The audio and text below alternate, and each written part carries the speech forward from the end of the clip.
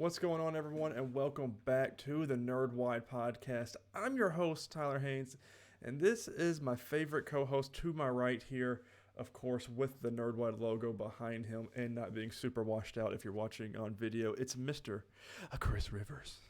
How are you, How's it Chris? going, Tyler? Oh, listen, it's been a week. I'm just going to go ahead and flat out say it. It's been Yeah, a good MCU week, I think is the yeah, best way to put definitely. it. We've had a lot of different shows. I mean, that's not even speaking about The Witcher being out, of course, the week before Christmas as well. I mean, it's been a good week. How's your week been? It's been pretty good, man. I worked the first 2 days this week, Monday and Tuesday, and I've been off since. I've got 2 more weeks off, Yeah, so so that's awesome. I'm digging it. That's I'm gonna be a lot digging of it. fun. Yeah. As everyone can see, my camera is back. I fixed it. Don't know what happened. All I did was unplug it and plug it back in a couple of times, and it worked. So, you know, Don't take offense to this, but I kind of miss the fireplace. it is what it is. Okay, I can put you. Listen, here's what we'll do. We're just gonna do this right here. We can change video background. Listen, I'll put the fireplace back there. How's that? Okay. Oh, oh, nice and toasty. Nice and cozy in here, I need guys. some hot chocolate. Let's see. I need some cocoa bombs. Is what I need. We ordered Yeah. some from our neighbor, and we're gonna get them soon. Guys, this is the Nerdwide Podcast, episode 53. This is going to be the one where we review our spoiler-free review, might I add, for Spider-Man No Way Home. And oh, if you have not seen this movie yet, you have to get out and go see it. This is one of those ones that you're going to have to see in theaters if it hasn't already been spoiled for you. Because there's already spoilers on the internet, and it's great, and everyone needs to see it. But we will talk about that in depth here in a minute. We're also going to talk about Hawkeye episode 5, the penultimate episode, and there was some fun, and there are spoilers for that one too. Unfortunately, I did get spoiled by that episode, but we'll talk about it once we get there. And let's see, we got some Zorro news for you guys, so it's going to be a good Hmm. show. We're going to have a lot of fun. We're also going to review Free Guy. I know you've all been wanting it, and we're going to give it to you. So let's get into quick housekeeping real quick. Everyone, this is our last show until January 9th, and which January 9th will be our top 5 of 2021. So make sure you're making your list and sending them to nerdwide@gmail.com, or just go ahead and directly message me at Ty_Haynes on Twitter to have it read on the show. We're going to do our top 5 TV shows of 2021, top 5 movies, and top 5 video games as well in that category and episode. It's going to be a lot of fun. Our one this year was a lot of fun, and reflecting on 2020, which was the hellish year, and this one was a lot Hmm. better. So we're going to have a lot more fun with this one, of course. But that does mean we do have a technically 3 week break, but just the way where the holidays fall this year, it's kind of hard to record some episodes in. But we're just going to give us times off, and we're going to come back strong in 2022. I can't believe I'm saying that. It's already here. But guys, don't forget to subscribe to either our YouTube or podcasting service of your choice. If you enjoy the show, make sure you leave us a thumbs up on YouTube and give us a good rating for your podcasting apps. If you don't enjoy what you see or hear, make sure you leave us a comment. Let us know how we can improve the show. And of course, if you want to go that extra mile, you can always go to patreon.com/nerdwide. Three different tiers there for you that way. Toss a couple of bucks that way if you want to do so. All right, Chris, you've had 3 extra days off this week. I want to know what you been watching on TV. Anything good? I've had a backlog of a show built up, and in fact, there were over 40 episodes on the Oh, on the nice. DVR. Yeah. Curse of Oak Island. So I've been trying to get Oh, caught I up on remember that. you talking about that show. So, Yeah, I've gotten it under 40 episodes now. still going good though. Still enjoying it. Yeah, I enjoy it. It's one of those like when you talk about a slow burn show, that's a slow Ah, burn show. one of those. It's like they're digging all over this island, and it's to the point where they get excited if they find wood that has been obviously carved by man Mm, because of where they're finding it. right. It's like deep in the ground, and they're getting it tested and finding a lot of this has come from like the 1500s. That's And they're like, crazy well, though. how did they get down that far?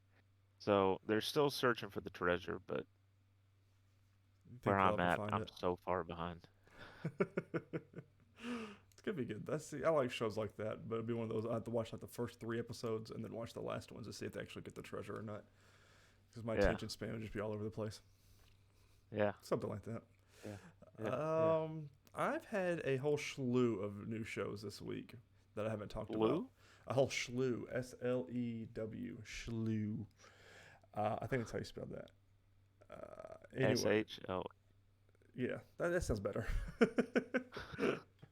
I finished off Arcane. I actually finished the last episode this morning as of recording, and that show is phenomenal. You don't need to know anything about League of Legends for it, but it is a lot of fun. The animation's really cool, and the artwork style that they use is really cool.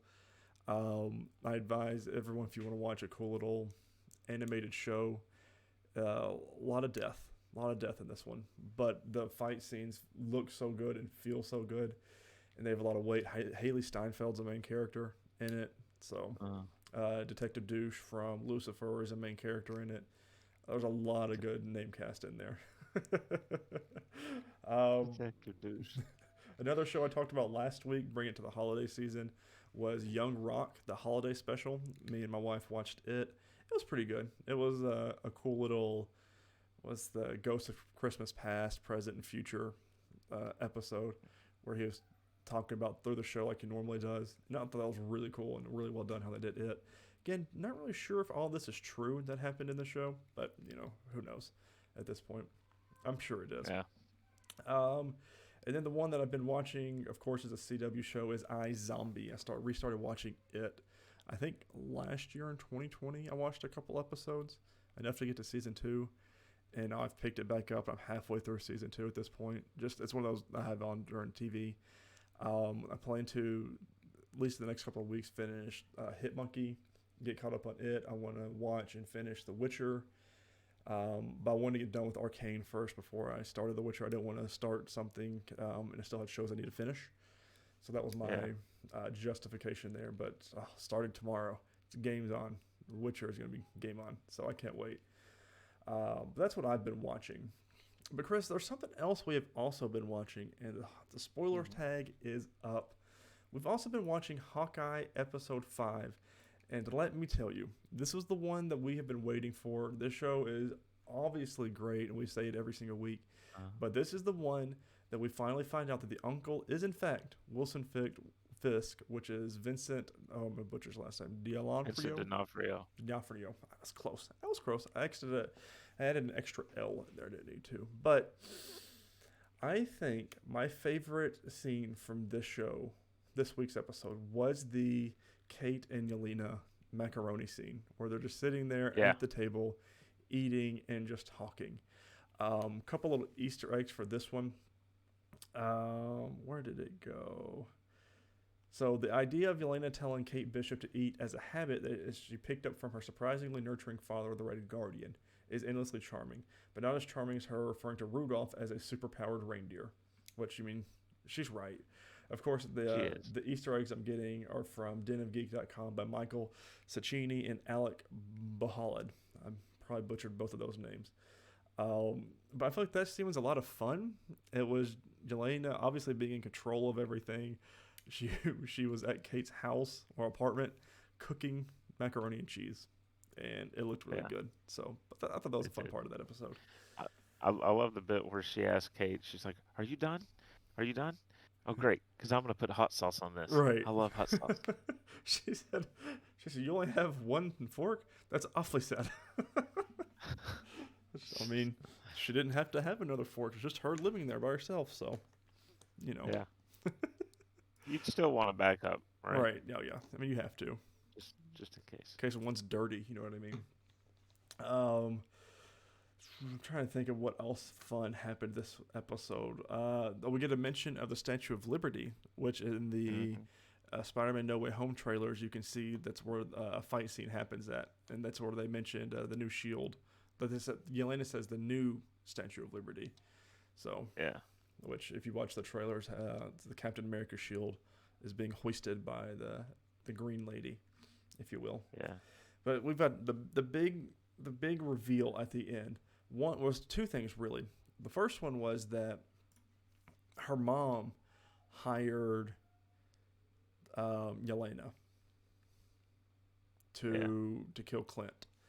That's the And one that I don't feel like is getting a lot of attention no, because of because the other reveal. yeah, because the Fisk was in the picture with her, Yeah. and oh, it's gonna be so good. This episode 6 is going to set a lot of things up, and it's going to be a lot of fun. So we We finally get got it, and it's the same actor. That's all I care about. yeah, and we'll get to hear him speak, I would think, Mm-hmm. in this final episode. So, Oh, it's gonna be so um, good. yeah, I'm kind of curious how it's gonna play out with her mom. Mm-hmm. Because even Kate was not So, worried about her mom being in that picture. She was worried about right, Fisk. I mean, and right, Hawkeye is obviously worried about him too. He said, "That's the guy that I've been worried about this whole time." And I'm yeah, like, "Oh, it's rough." And they get new suits. We did not talk about that either. They have new suits sitting on that one guy's bar that yeah. they got made. So that's going to be in episode 6 as well. We still don't know about the Watch. I don't know what hero they are protecting the identity for, but it's somebody, and I don't know if it's somebody we've met yet. It makes me wonder if he's been worried about Kingpin and if they're protecting someone's identity. Mm-hmm. Is it someone that Kingpin's had a lot of run-ins with? Is For like it 2 seasons. is it Daredevil? Well, see, that's Is what I'm it thinking. The face of the could it be Watch is Jessica red. Jones? Ooh, that'd be a good one. That'd be a yeah. See, I don't know. It's. I really hope we get an answer for that in episode 6. I mean, we have one more episode, and we've got a lot of questions. I feel like the swordsman Yeah, got arrested, but we don't know if he's just playing a part or if he really has no idea what's going on, and he's not really the swordsman yet. well, I also don't know when we would see any of this fallout Right. outside of this show. Like, because you don't figure that they'll address much of this in Multiverse of Madness. Right. You don't figure Miss Marvel's gonna touch on it. Maybe She-Hulk, I think She-Hulk would probably be the best depending, one. but that's months off. Right. So, will they really let that watch question linger I for that long? I hope not. They got to figure that out. Well, I'm sure that they've got that's MCU. They know what they're doing. Kevin Feige's on top Yeah, of it. But I mean, this is just another one of those episodes, and I say it every week. Kate Bishop is one of my new favorite heroes of the show and of the MCU so far. As we go into this phase 4, and well, Yelena too. I mean, they're both big powerhouses. That's why I really enjoyed the scene of them together, just yeah, having a conversation between each other. Oh, we didn't even talk about it. The opening scene of the blip and then unblip. That was yeah. so well done. She's sitting there washing her It hands, was. gets blipped out, and then gets blipped back in, and then she turns around and the whole interior decorations were changed. And I was like, oh Yeah, my god, this is great. yeah, And that's obviously when she finds out she asked about her sister, and it's going to be a big misunderstanding until Clint sits down with her and says, hey, I did not kill your sister. I tried to sacrifice myself. And she threw herself off of it. And because I don't yeah, think she understands that they were best friends, almost brother and sister like. And she blames her, obviously. So, yeah, God, what yeah. a scene, But though. it's yeah, that was an amazing scene. Uh, I do like to, and it happens with a few characters. Hawkeye's one. Um, well, I was I was just sitting here thinking of another one. But with Hawkeye, for instance, well, they could do it with Black Widow as well. Um, you could have a series by that name, Mm-hmm. and the characters change, but you can still continue on with that title. Yeah. So Kate Bishop will be the new Hawkeye, and Which is we'll how it is keep in the going. comics I now, just too.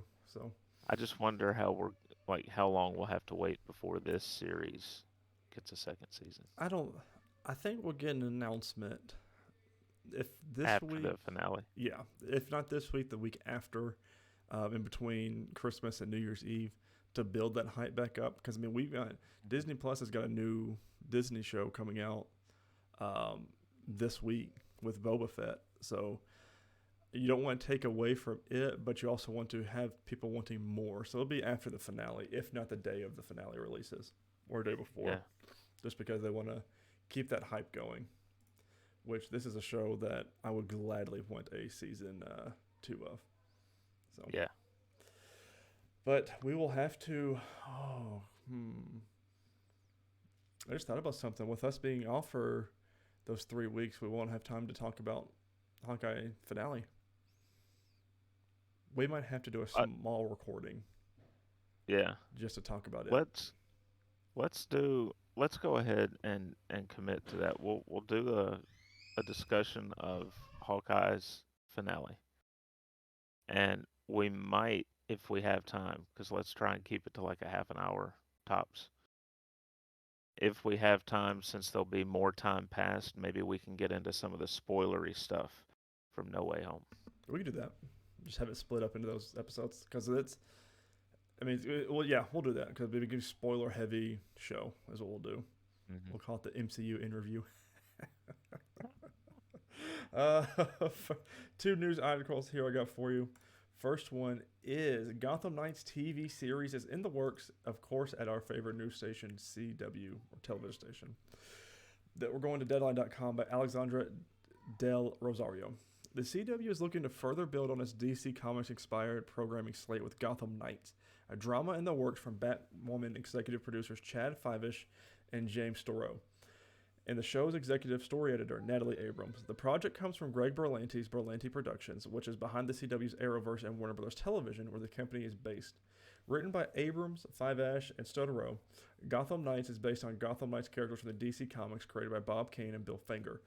In the wake of Bruce Wayne's murder, his rebellious adopted sons forges an unlikely alliance with the children of Batman's enemies when they are all framed for killing the Caped Crusader. And as the city's most wanted criminals, this renegade band of misfits must fight to clear their names. But in a Gotham with no Dark Knight to protect it, the city descends into the most dangerous it's ever been. However, hope comes from the most unexpected of places, as its teams of mismatched fugitives will become its next generation of saviors, known as the Gotham Knights. So normally with the Gotham Starring Knights, Ruby Rose. I wish. So the Gotham Knights is usually Batgirl, Dick Grayson, Jason Todd, and I forget who the fourth one is. Oh, and Red Hood, which is Jason Todd. No, that Damian Dark. can't be. Sorry, There we go. Damian Wayne, if you will, not Damian Dark. But that's what the usual Gotham Knights is. Now, will it be Nightwing? I don't know. I don't think it's going to be because of Titans. But same thing with Batgirl. I don't know what's going to happen. But this still really excites me. I like the Batwoman team. I think the Batwoman show, even with season 2, was very convoluted. But it is still a good show. And this makes me a little excited. I like the Gotham Knights, especially with the game coming out soon. I have questions. Okay. I'm just curious if they're going to try, because to this point they haven't double dipped really in the TV universe, including streaming, right? So characters that have been part of Doom Patrol or Titans haven't really been recast on other shows. Correct? Right. So are they going to bring some of the Titans folks over? I don't think they are. And So they're going to ruin it, is what I'm hearing. because I don't know if they're going to recast another Nightwing or if they're even going to use Nightwing. But I mean, Jason Todd, it's another character that is in Titans, that's in Gotham, that's a part of Gotham Knights. So Right. I mean, who are you going to use? I mean, it's the DC we're talking about, Warner Brothers. So odds are they're going to recast just for the CW verse, which is frustrating. But or do they try and find someone else and make them the Gotham Knights and not even have to worry about that property? I do have Batwoman in Gotham Knights instead of Batgirl. So Right. Now, what they could do, I guess, technically, if they wanted to, is bring Jordan over from Superman and Lois, Mm-hmm. And somehow do it that way. give him give him a little bit of a rub there,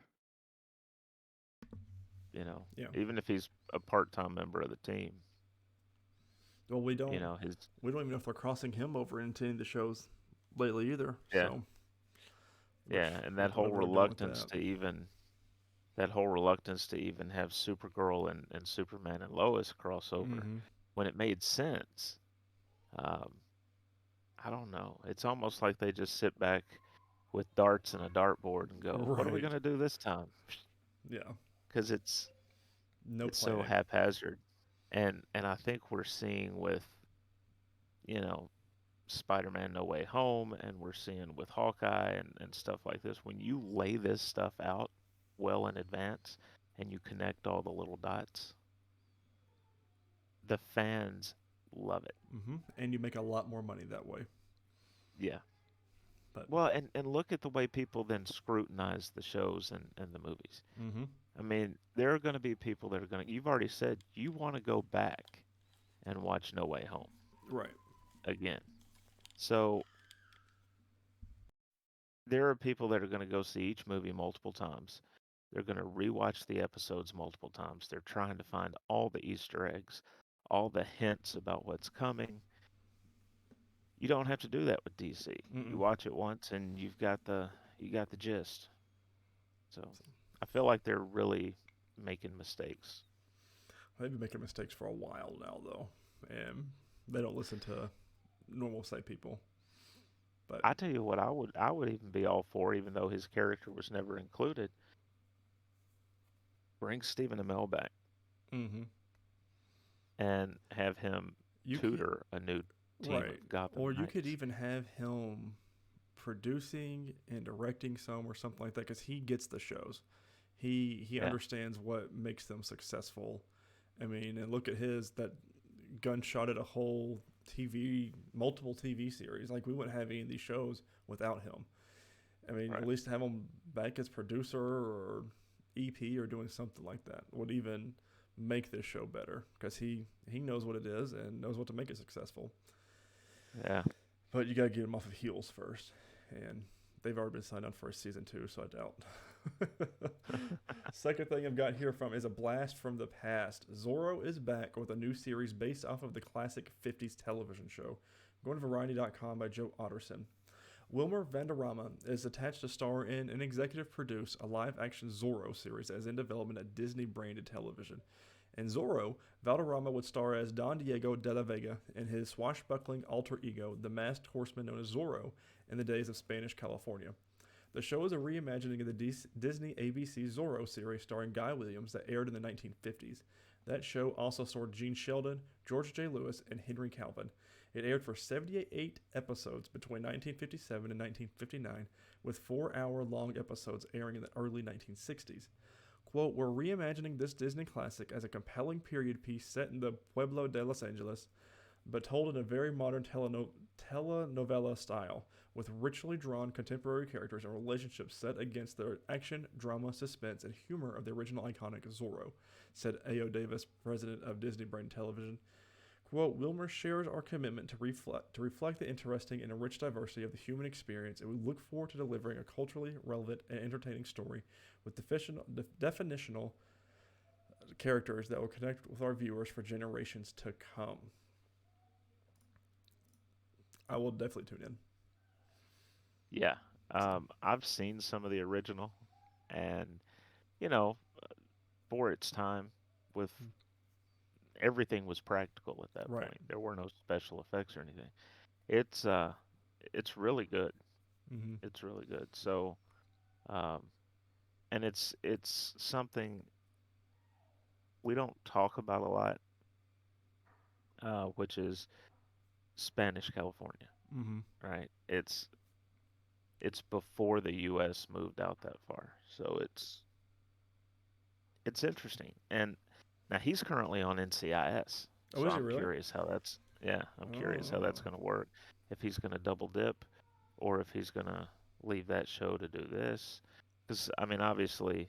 same network, Right. correct? Yeah, So NCIS is on ABC, right? no, they're CBS.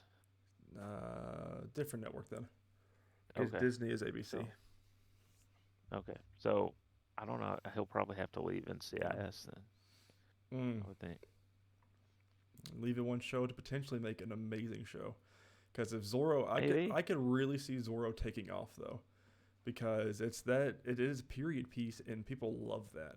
I mean, I even Hmm. remember I forget the actor's name now. He's been in everything that was the Zorro movies.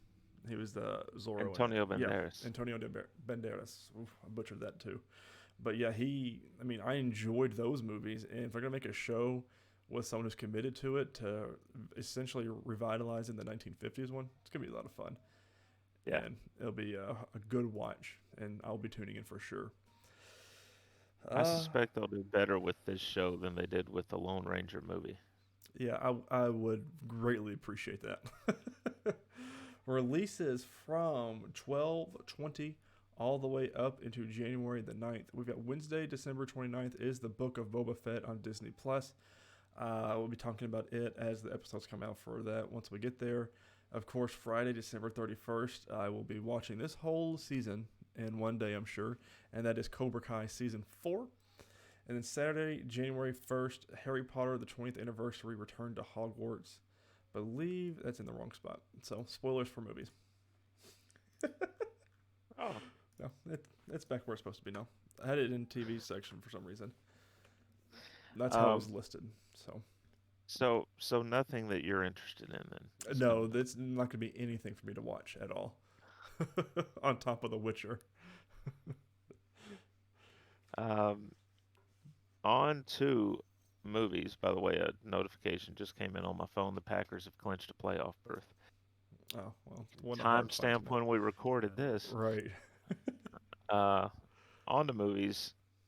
First off, have you watched anything I in have. addition to what we're going to talk about? It's been a good week for things. I mean, I watched Matrix Revolutions, which was that kind of funny in review, watching along with it.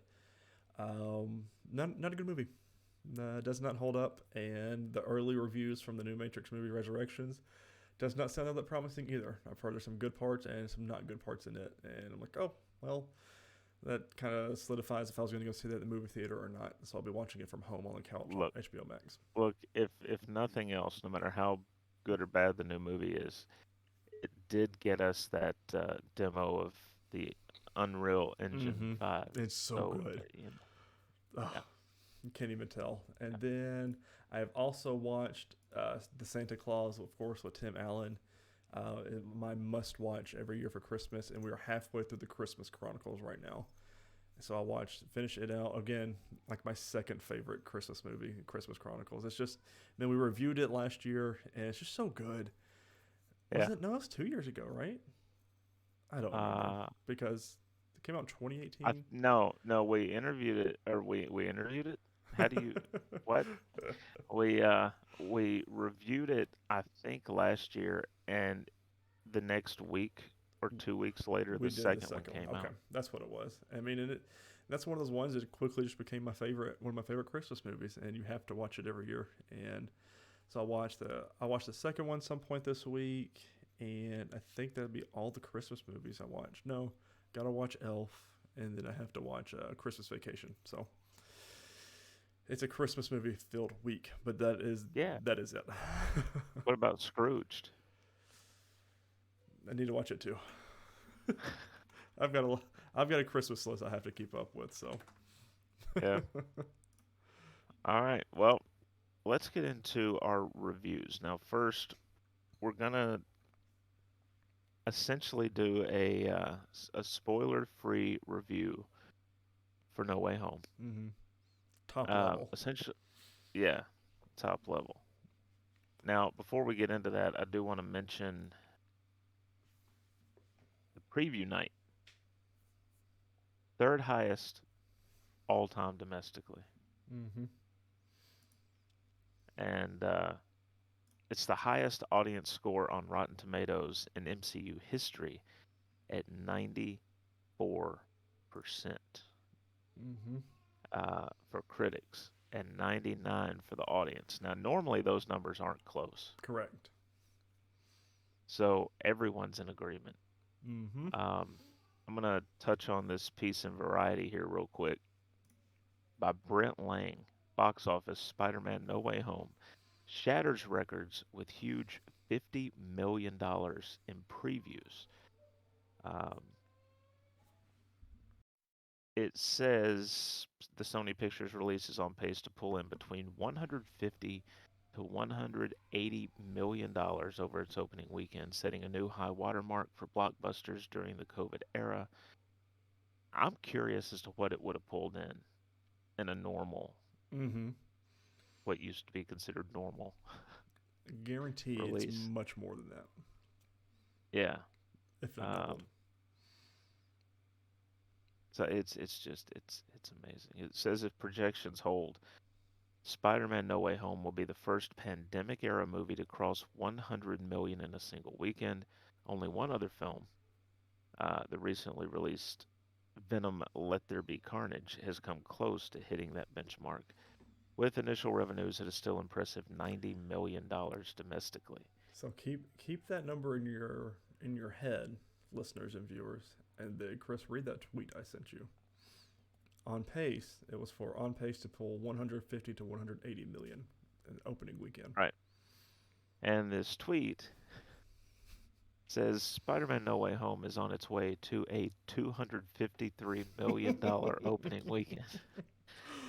Now, here's the thing, and this is included in the tweet, which came from BD at Brandon Davis BD. Go give him a follow. Avengers level numbers. The Avengers made 207 million. Age of Ultron 191. Infinity War 257 million, and Endgame 357. So if it keeps this up, it'll fall just shy of Infinity War, Mm-hmm. and significantly shy, I think, as anybody would expect of Endgame. And this is the pandemic where this movie is. Yeah, Is yeah. what's blowing my mind. It just makes you think if we were in a normal year, how crazy this would have been. Oh, lines around the corners of theaters. Mm-hmm. It would have to be a whole movie theater just for this movie, and at all times during the day. I would not have been surprised if you had seen people that normally do this for concerts and sporting events buying up blocks of tickets and Mm-hmm. scalping them outside the theater. Oh, they were for like places like L.A. and stuff like that. They were, Oh, were they? yeah, they were Do buying you them. know it would So have happened then in other areas if it had been non-COVID? right. I mean, it had been. It's just crazy to me. I mean, we got our tickets. I mean, I bought a block of 7, and we had a group of 7 go watch it Thursday night. And I mean, we Yeah. watched it at 8:30 our time, and that theater was packed. And that was one of my favorite theater experiences of just because of every action that happened in that. Well, not every action, every pivotal and insane scene that nobody saw coming, that we did see coming, happened. That theater was loud. It was so loud sometimes that Yeah. people were cheering. And I know some people don't like that. But when it's these big events like this and you don't see stuff like that happening, I wish I had this theater for Avengers Endgame. Because my Avengers Endgame movie going experience was so quiet. And I was like, no, Yeah. man, this is not what it's supposed to be like. I wish mine had been quiet because there was a screaming kid like 8 Oh, seats down. that's right. Yeah. So, Yeah. Let's not talk about that. Um, yeah, this was what I think there were 7 or 8 moments during the movie where the crowd just popped, mm-hmm. and it is a little. I'm one of those people. I like to hear every line of Right. dialogue, That's why I love and subtitles. you miss it Yeah. because but I was doing it too. Yeah. So I was guilty of the same thing. I know there yeah, was at least 2 or 3 times where we missed some dialogue for that reason. But I mean, it's not like I'm not going to go see this movie again or watch it a bajillion times when it comes to media. So, uh-huh. I mean, it's just one of those movies. So, the base level, no spoiler review. We'll do the spoilers next week. Is that I absolutely loved this movie. we got. I mean, I think it was BD that said this when in his initial review earlier in the week that it is the most perfect Spider-Man movie that there could be made, and I don't know if they could do a better one. And I completely agree. For as far as Spider-Man movies go, Spider-Man Into the Spider-Verse is still my number one, but this is number two. It's a heavy number two, almost number one. It's right there. 1A, 1B. Yeah, and it's just it was so much fun, and it was so good. I felt like it was a perfect Spider-Man story, and I think though there were two characters that took it away from me. One I'm not going to talk about until next week, but the other one is the legendary Willem Dafoe, and of course this is not a spoiler. He was in the trailer. I mean, we're talking base trailer stuff. So if you don't want to know anything about the trailers or anything, and you've been staying dry and you're still listening to this podcast, just turn it off right now. But Willem Dafoe's acting was so good, and it made me miss how good he was in Sam Raimi's Spider-Man. And I haven't seen Willem Dafoe in a movie since Aquaman, and that was not his best work. But then again, that's probably how he was directed. But this movie was perfect, and I felt like he left everything on the table for it. I'm trying to think of anything else I can say. It was just a perfect Spider-Man movie. There was a Spider-Man PS4, 2018's PS4 move in it. Right at the end of the movie, they also did one right during the middle of the movie. Can't go into very much spoilers other than that, but it had everything that I wanted for this movie, and I don't think they could have done anything better, because there was a lot of things I theorized that happened, a lot of things that I worried about that didn't happen that I was glad of, but man, it was great, and I can't wait to watch it 4 more times in theater. Just 4? Yeah, in theater. Oh, so this might be. It's competing for my favorite Marvel movie. mm-hmm. Yeah, it's easy top 5 for me. I'd say easy top 3 without thinking about it. Yeah. Endgame is up there. Yeah. And I still have Captain America: The First Avenger up there, because that, even though it wasn't the first film, timeline-wise, that kind of started it all. Well, now Eternals is, you know what I mean? Yeah. For phase 1. Yeah. There wasn't a scene that I could remember from the trailers that didn't make the movie. Mm-hmm. In some fashion. Whether it was, that I think there were a couple scenes in the trailer that were made to look like they were together, mm-hmm. but weren't, if I'm remembering right. Yeah. And I'm not talking about as well all the TV spots, because those are different. I don't know. I work with a guy who he was going online watching all the TV spots and stuff. You can't. I haven't consumed those, so I don't know what they had in them. And we were even sitting there at dinner, and they had a TV spot before watching the movie, and I was like, didn't need to see that.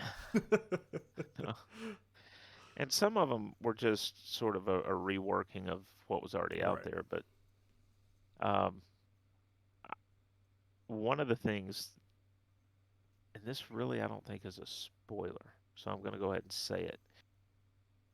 The trailer makes it look like everything that happens with the city, like all the trippy effects of the city kind of inverting and all that, is directly in the aftermath of the spell getting messed up. It's not, but they did that really, really well. Yeah, tripped us that out. was phenomenal. Nice balance of the usual Marvel comedy, which Spider-Man has to have. Spider-Man can't get too dark. It's an iconic piece of his story. Yeah, which is and that's a theme that's brought up in the movie, Mm-hmm. right? How he has to try and push past wanting to go dark Mm-hmm. Pull to his to punches. stay to stay your friendly neighborhood Spider-Man. Um, I thought, oh, why am I know his name and I'm blanking on it. J. Jonah Jameson, J.K. Simmons. J.K. Simmons, phenomenal in this again. Mm-hmm. He's always fun to watch or listen to if you've seen Invincible. Uh, he's just always so fun, and I think part of it is when he takes roles like this, he gets it. Yeah. You know, he's He not understands the role. he's yeah, he's not coming in from someone who's never seen the source material, doesn't care. He's not showing up like, well, it's just another acting job. This is just another character. He understands what his character's role is. He understands who that character is, and I wouldn't doubt that some of his stuff wasn't ad-libbed. Right. He So and this is something. Sorry, I was entering everything on Letterboxd as is tradition, but which this is an A plus movie for me. Um, five yeah, I gave stars it on five Letterboxd. stars. This is someone on Reddit said because I was going through the whole spoiler field. Everyone's talking about the movie. And someone said, "Could you imagine if Stan Lee was alive to see this today, to see this movie?" And that broke my heart, but made me proud as well because Spider-Man was his favorite character he ever wrote, and the fact that someone said that kind of made me tear up a little bit because he would Right. have been absolutely in love with this movie, Yeah. and the cameo would have been amazing as well.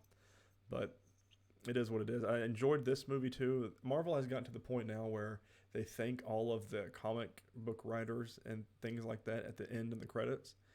And this one, we had Michael Bendis in it, and there was one other, Paul Tosi, I think is his last name.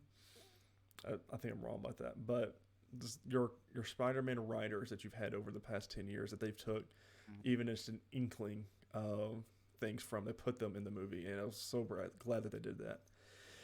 Yeah. Of course, next week when we do this, it's spoiler filled, and there's a lot of things that I want to talk about with you, Chris, that we've talked about in passing a little bit in text message. But I Mhm. want to, because the MCU as a whole at the end of this movie changes. Yeah. Yeah, and I'm very curious to see what our thoughts are on it. But as of right now, everyone needs to go out and see this movie. Yeah. Period.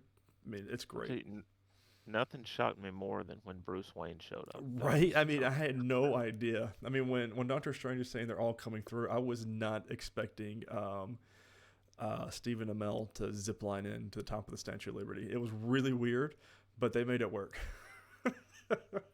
I do. That's one reason that I'm sure that the screen grabs are online for Yes. that scene. Because I was gonna try and see if I could decipher, because you can see outlines Mm-hmm. of different In people. the trailers, they just had the purple blob, but obviously in the movie there are things in there.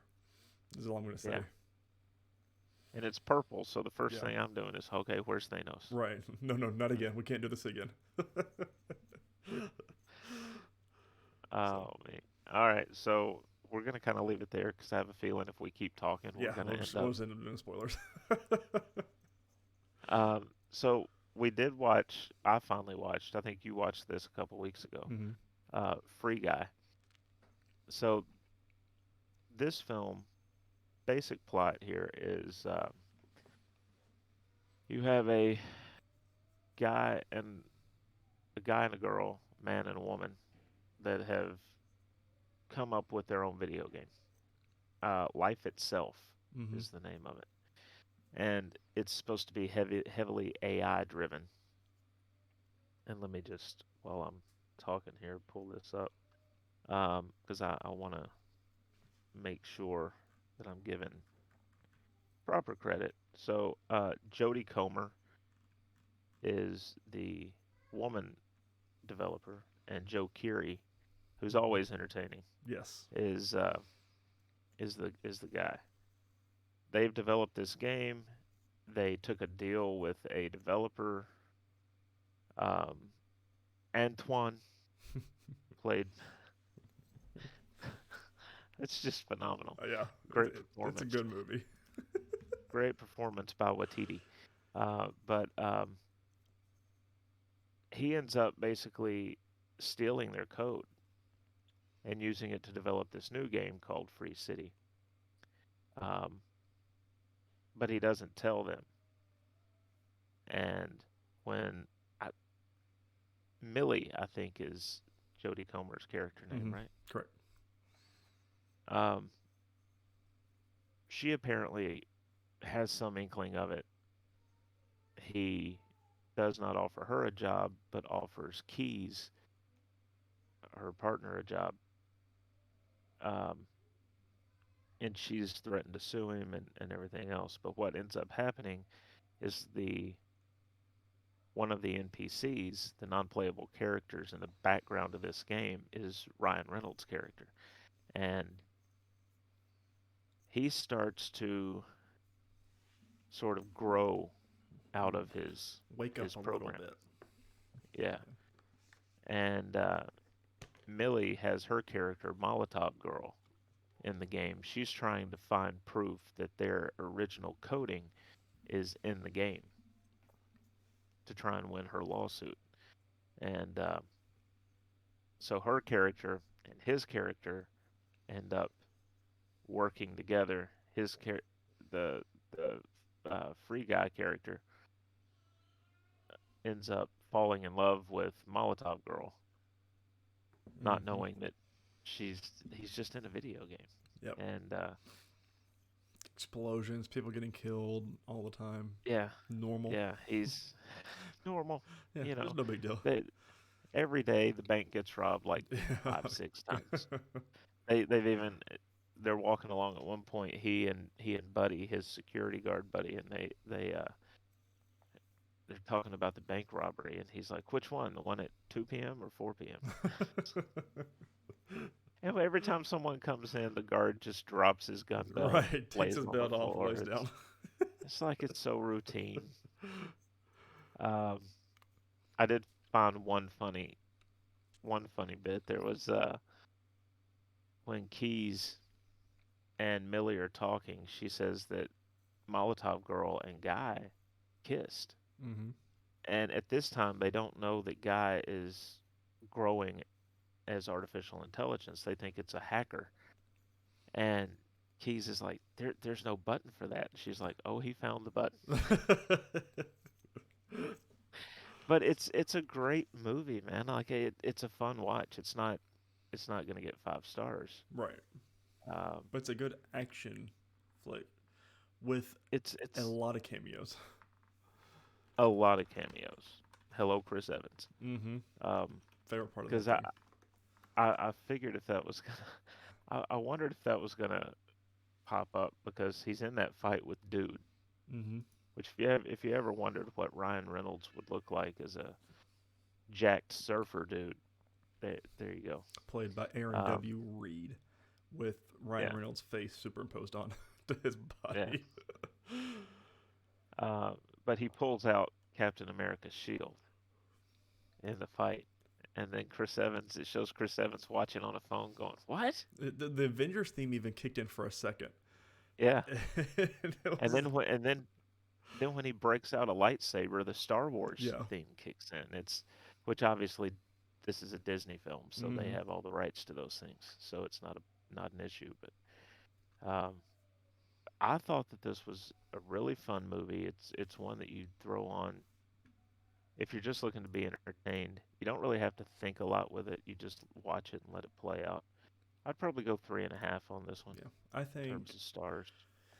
I think I went 4, and I loved it for all the same reasons you did. I mean, the Chris Evans cameo. I think I texted you and asked if you've seen it yet, and you said no.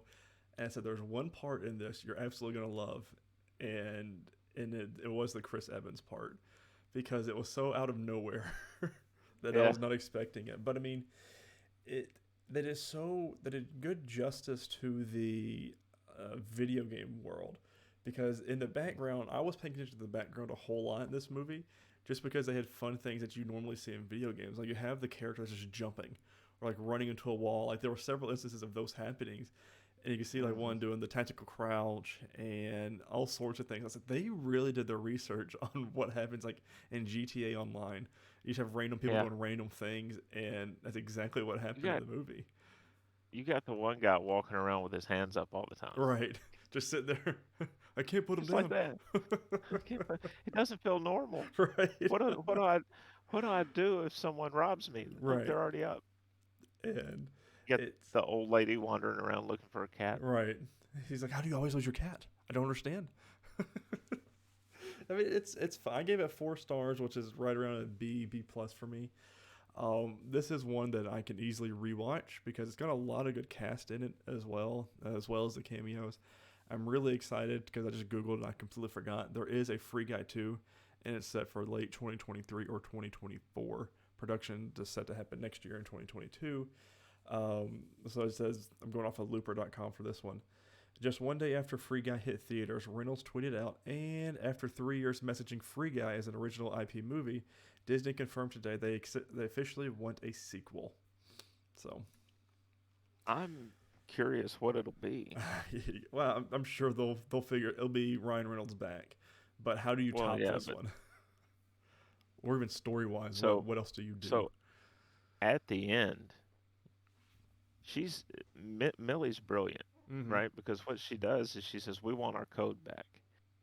You can have the free city title and continue to do Mm-hmm. that, but we want our code back." So Antoine gives him the code back, and he can't develop on his own Mm-mm. with his team the same sort of experience. So he ends up failing, and then he ends up going to jail, right? And they put their game out, which was they changed it from life itself to free something. Not sure what it was. Might have been I free. can't remember what No, the title was. I don't remember. But there's dinosaurs and there's all Right, sorts of very just random fantasy things looking wandering world. around. Um, but everybody seems so. I'm assuming someone in part two will probably hack the game, Yeah, start and destroying the world somehow. maybe him, maybe Antoine's back Mm-hmm. hacking the game from prison to I'd be okay with that. Get revenge. yeah. They got to break into prison to stop him. Right. I don't know, but we'll see. I mean, it's definitely. I get worried with some movies when they do a sequel, Mm-hmm. like like this. I'm curious what they're gonna do. Whereas with like Enola Holmes, we were saying they've got to do a sequel Yeah. because there's There's so many obvious direction. stories you could do, Yeah. and even like your B and C plots of Enola Holmes, which I want to watch that movie again before the second one comes out. Um, like you keep going with it, like the Sherlock Holmes aspects of it. Like with Free Guy Uh huh. though, it's a toss up. Like, are you could be reaching for a script? You know what I mean? You don't Yeah. it or forcing it. I don't really want them to force it. So No. Well, and it's that sort of discussion from Free Guy early in the movie where Keys is like, why don't you just make another game? mm-hmm. Why do you have to do Free City 2? Yeah, fix the one that you got Because working on anyways. yeah, because he's figured out that they're not going to leave Free City in place. They're just Free City 2 is going to Take over. delete everything about Free City. So it's kind of the same thing with sequels. Like, you could just go make another movie. You don't Mm-hmm. have to, Beat a dead horse, I don't, or yeah. beat a good dead horse. But um, that's it. I gave it 3.5. Tyler gave it 4. He's probably right. It's probably 4. I haven't entered it yet on Letterboxd. It's just like what were we talking about last week? uh, Home Sweet Home Alone. yeah, Home Sweet Home Alone. Yeah, I gave it a 3 on the podcast, but when I went in Letterboxd later to put it in, I knocked it down to 2.5 Yeah, because I was just just talking about it does it to you. so. As Tyler said, next week um, we'll we'll be talking about Hawkeye's season finale, but we'll also do some spoiler talk with Spider-Man Mm-hmm. because I think we both have to get that out at some point, Yeah, to the world and to somebody. So, just to talk about it. right. Because we didn't talk about it after the movie. Mm-mm. It was Because already like it was late. 11:30 or something.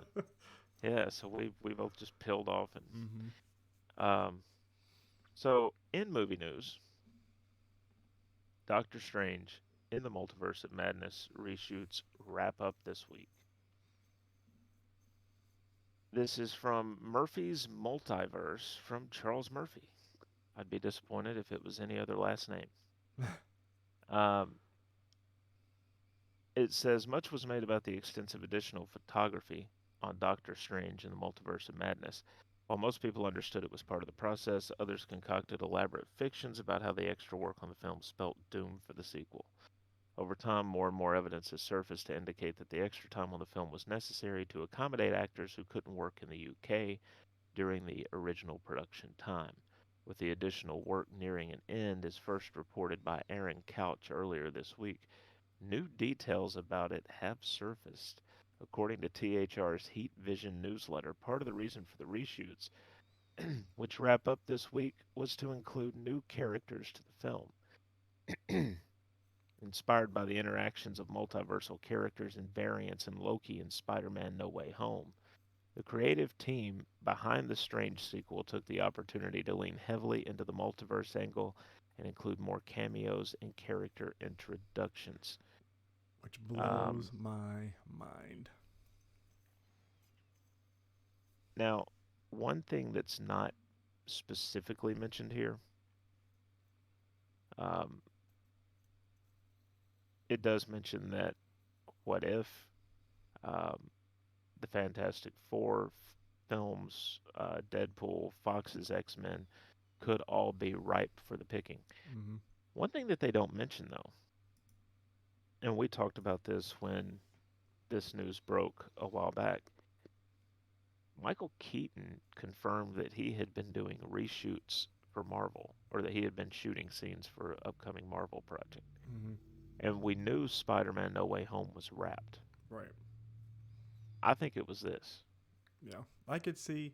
So we know he's in Morbius, which just comes out next month, might I add.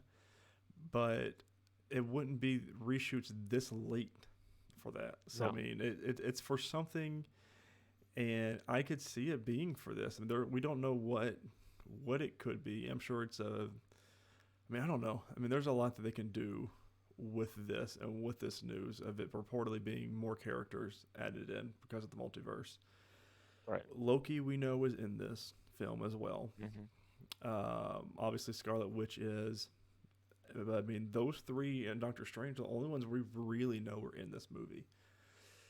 So, I mean, what surprise are we going to get from it? But I mean, there are a lot. Wong should be in here. I think Wong's in it.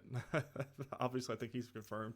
He's starting to turn into Nick Fury with as many movies as he's been in lately in the Marvel Yeah. universe. So, who That's knows? another question. Does Nick Fury show up? Mm-hmm. So, I mean, we haven't seen him since. Because here's the thing. They could do an alternate universe Nick Fury. They could Mm-hmm. have this would be really weird, but they could have like David Hasselhoff as See, Nick Fury, he'd be a good one though.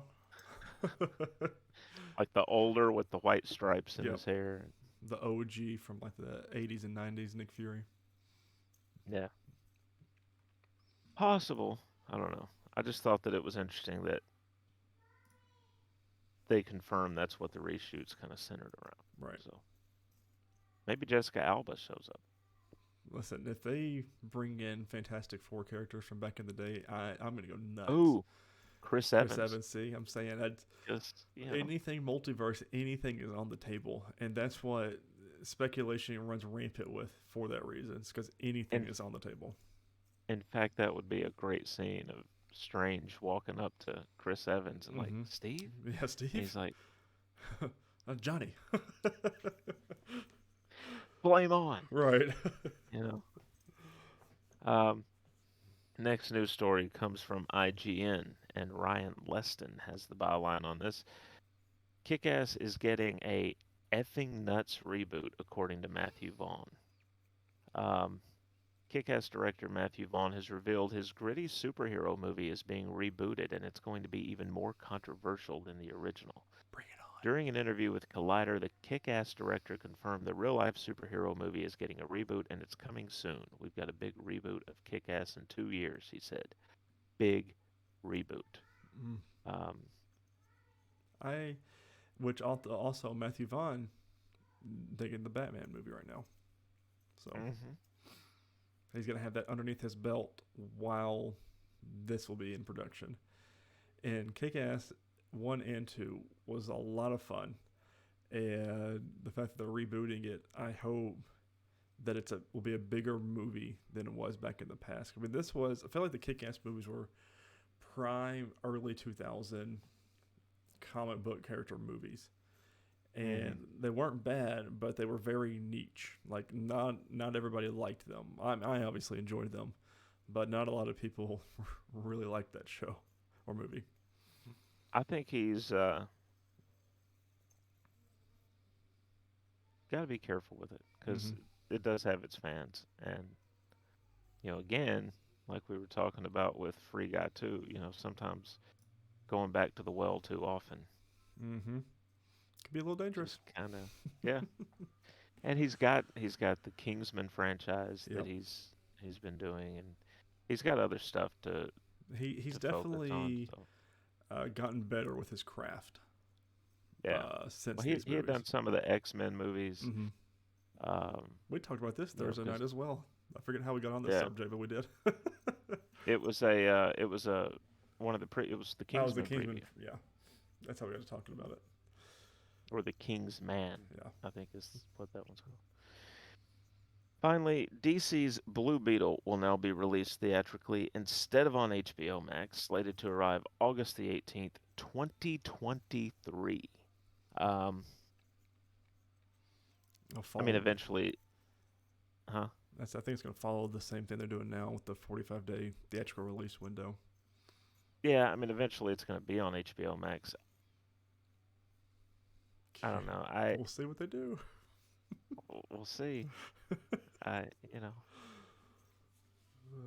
understand from the actor's standpoint not wanting it released concurrently. Because with a lot of people will not make the time to go to the movies unless you make them. Right. But if the streaming services would give the stars a cut of that streaming money for their title, because they know how many times play's been pressed on that movie, right, it wouldn't be an issue. Yeah. I just don't know how DC's Blue Beetle is going to do in theaters. It's a very niche. I keep using that word for our movie top. It's a very niche character. So, and unless the trailer brings it, no one's going to want to watch it. So. No, I think this is one where a Marvel character at that level of popularity, they're doing a Disney Plus series. Yeah. Which I would have really enjoyed HBO Max series of Blue Beetle. Fun character. Yeah. A lot they can do with it. Just don't think it's going to be ripe for movies. But no, I have been wrong before. Not at all. Releases this week. December 22nd, we get The Matrix Resurrections. I know Kung Fu. In cinemas and on HBO Max. So if you're not interested in going to the movies, Christmas weekend, you can go to your computer or boot up your smart TV and watch it with the family at home in front of a fireplace with your hot cocoa or your cocoa bombs and enjoy. Which is what I plan to plug into the Matrix. Also, as Tyler spoiled earlier, Saturday, January 1st, Harry Potter's 20th anniversary Return to Hogwarts will be on HBO Maximus. I like what you did there. And and that's all for film. Tyler, take us to gaming.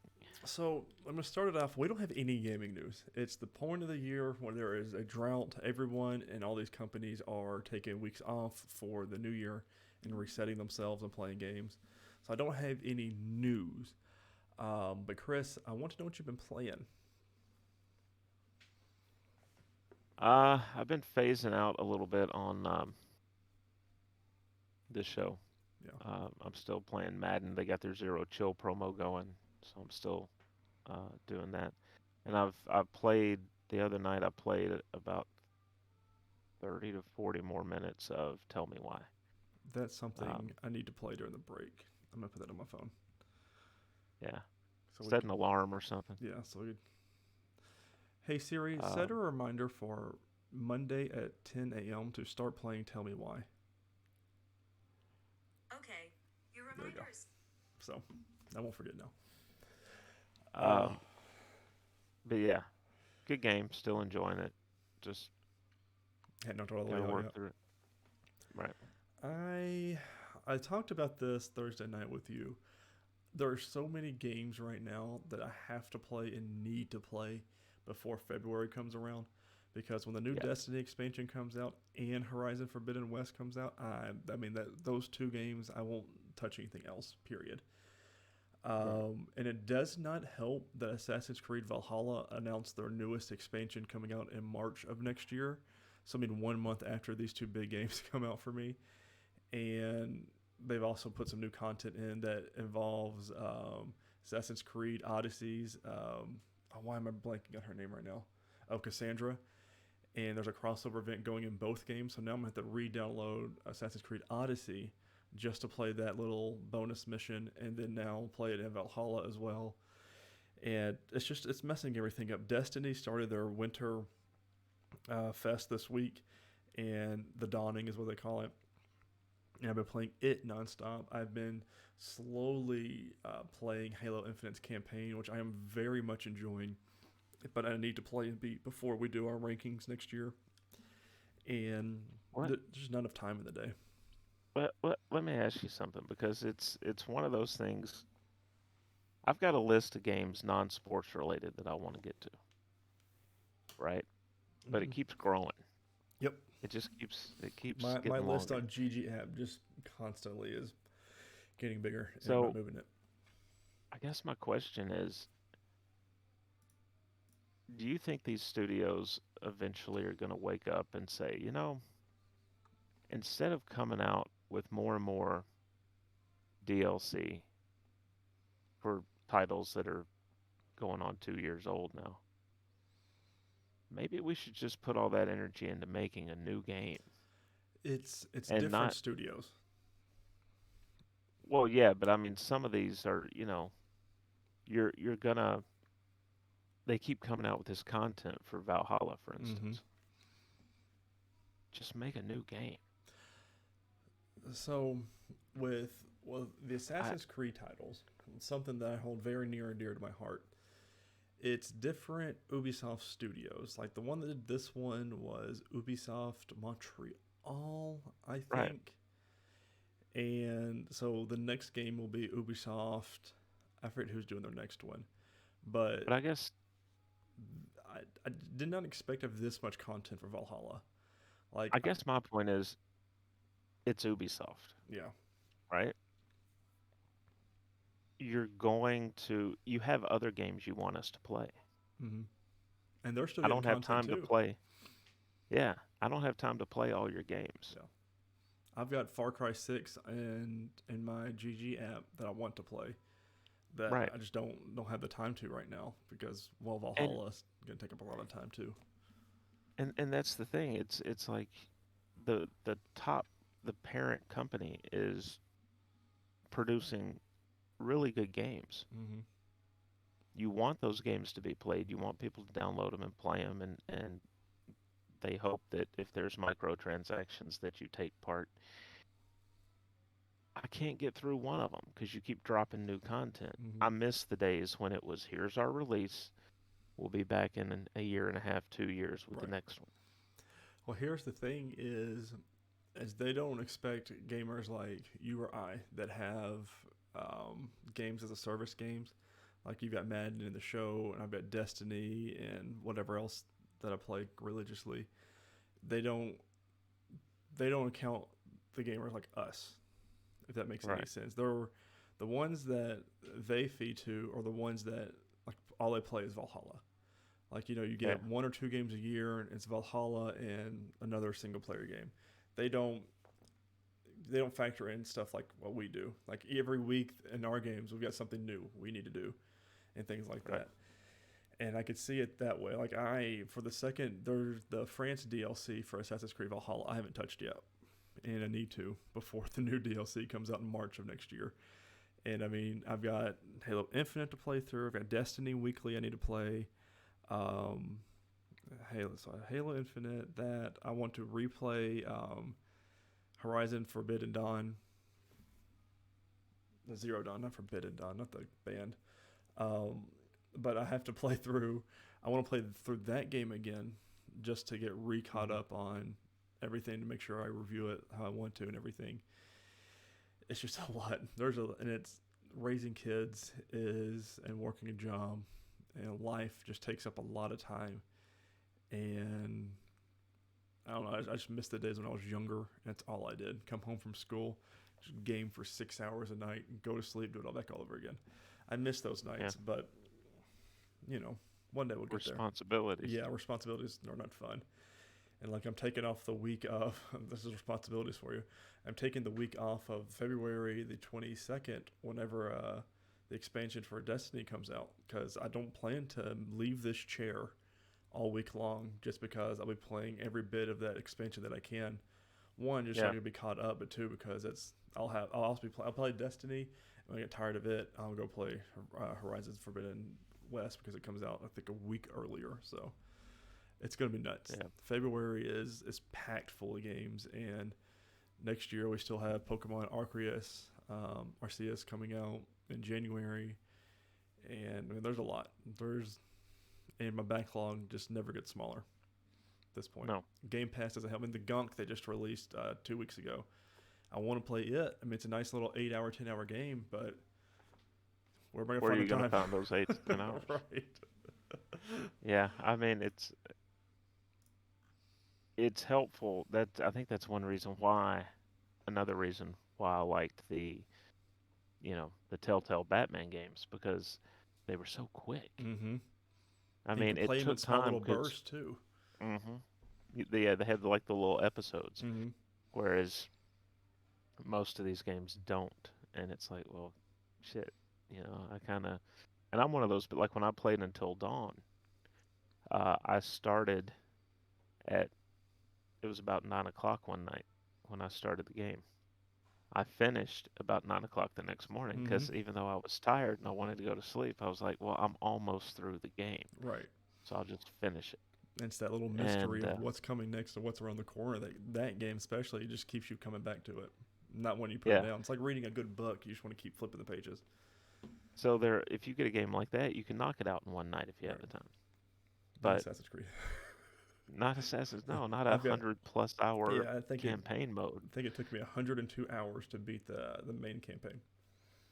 I mean, that's with getting collectibles and stuff like that. That's just how I play that game, though. But man, it's going to be next year is going to be a huge year for video games. This year was big, but next year is going to be even bigger. All your games that were delayed due to the pandemic will be coming out, and we still have God of War, Legend of Zelda: Breath of the Wild 2 next year. God of War is going to be amazing. I mean, we don't even know that new Spider-Man game's coming out. That, for all we know, could come out next year because of Ratchet and Clank and the way that it released Miles Morales. I mean, there's just a lot, and I can't wait to play it all. Yeah. But guys, next week we will be doing a short little episode for you guys. We're all things spoilers for Hawkeye season 1. We're just going to talk about all of season 1.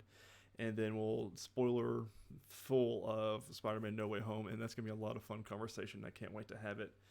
But guys, thank you all for listening. We hope you enjoy this episode of the podcast. Don't forget to have a great Christmas and a great holidays, whatever you celebrate. And don't forget to share on all your favorite social media platforms. And forget to rate and review this podcast on whatever podcast serving you use. Social media, you can follow the Nerdwide account at nerd_wide. You can follow me at Ty_Haynes. And you can follow Chris at MavTN7. guys, if we're going to be doing our top 5 of 2021 list when we come back in our full episode proper on January 9th. So make sure you get your top 5 list in to either at nerdwide@gmail.com or DM me on Twitter at Ty_Haynes and let us know your list so we can read it on the air for you. I'll be posting on social media to get people's lists in and things like that. We could go from there. But guys, thank you so much for this year of podcasting, listens, views, and everything. We appreciate you so much.